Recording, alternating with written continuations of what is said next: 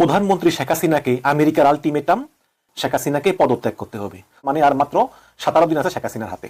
এটা মার্কিন যেই উপসহকারী পররাষ্ট্রমন্ত্রী, আওয়ামী লীগ ছাড়া বিরোধী দলের সকল দর্শকদের জন্য একটা শুভ সংবাদ দিচ্ছি।